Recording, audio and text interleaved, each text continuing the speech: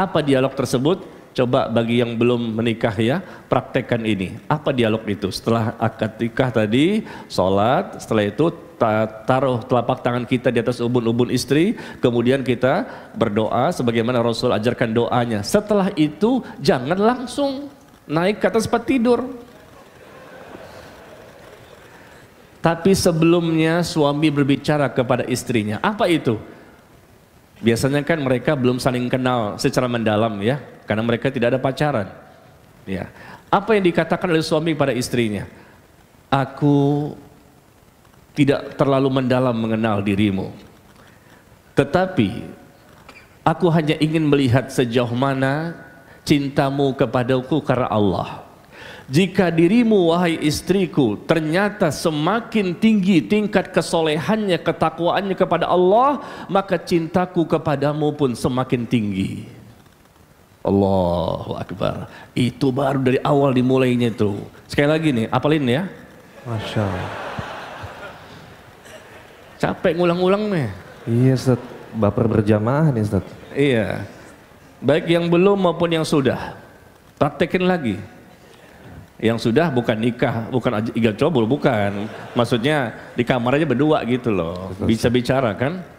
Gini, aku tidak terlalu mendalam mengenal dirimu. Karena pernikahan semua itu kan spekulasi kan? Mana ada yang tahu persis secara detail, nggak ada. Semuanya spekulasi, kita hanya tahu garis besarnya saja.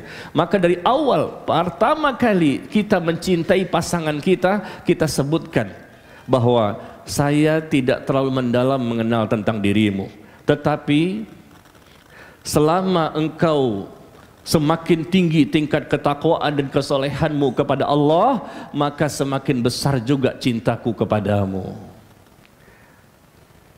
Selesai, sedikit saja. Istri pun menjawab, begitu juga aku. Nah, begitu juga aku. Apa itu? Wahai suamiku, semakin tinggi ketakwaanmu kepada Allah, semakin tinggi kesolehanmu kepada Allah, maka cintaku pun kepadamu semakin tinggi. Semakin banyak cintaku kepadamu. Karena cinta di antara kita semuanya terbangun karena Allah.